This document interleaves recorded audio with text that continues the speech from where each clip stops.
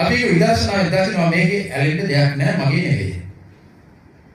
මටයි කිය නැත. ඇලිලා නැහැ. එහෙම දෙයක් මොකද්ද මේ පොය දවසේ කියලා කරන්නේ මට තේරෙන්නේ නැති මම කියන්නේ. අපි ඇලෙන්නේ නැත්නම් එදාට ගිහින් වෙන විකාරයක් කරන්න ඕනද කියලා. මම අගෞරව කරනව නෙමෙයි සත්‍ය විශ්වාසය කරනවා.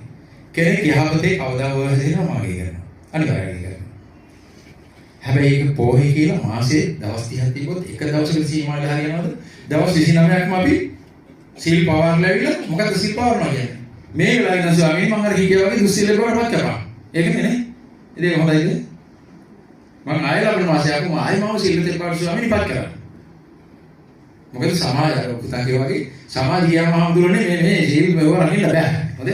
යාම් බලවැඩ දෙක කරන දෙකක් දාන්න වෙනවා. බොරුවක් දෙයක් කියන්නේ නෝ. ඒක ප්‍රායෝගිකයි. හරියනවද කියන්නේ? හරියන්නේ නැහැ. පාලු සාකච්ඡා සීල පොත කරා බලන්න. 100,000 ප්‍රායෝගිකයි. මට පුළුවන් කියන්නේ පාලන කරන්න බැරි.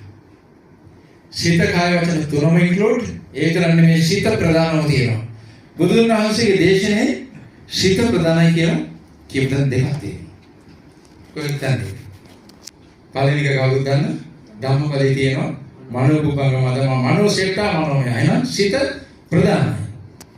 හරිනේ? ඊළඟට බ්‍රාහ්මණිකාන්තික සූත්‍රයේ මජ්ක්‍ධිම නිකාය. එතකොට සිත ප්‍රධානයි කියපු උතුමන් වහන්සේ සිත අයින් කරලා සිල්පද දාන්නේ. දායිද? පුදාම යන දායිද? දාන්නේ. එහෙනම් මෙතන මිස්ට්‍රෙස් වීම වෙලා තියෙනවා. අහන්නේ අල්සිකට මන්ද මේක උදේශී මේක නෑ මේක ඕනේ කියලා. හේතුව මහා උද්‍රයාලි මහණෙනි කියන්නේ මම ඔයාගේ තර්ක කරලා පස්සේ වුණා. ඒ දන්නවද? බඩ 2600 බුදුහාසි කියනවා පාර මට දවස් දෙකක් මාරේ. කොට මතක මතකයි. බලන්න යන්නේ කියාගත්තකට මන්ද බලි බලත් බලි. මෙන්න ආවේශ පරිස්ථිතිය. මේක දෙවිහිමි ඔයගොල්ලෝගේ ක්‍රමයේ බාරපත් කරගන්න. එතකොටයි නිරන්තරයෙන් ඔබේ ෆ්‍රීකවන්සි එක තියෙන්නේ. පාලසාක සීල තමගේ කරගත්ත කෙනා තුළ කම්මට සංගය තියෙන්නේ. ෆ්‍රීකවන්සි එක තියෙන්නේ.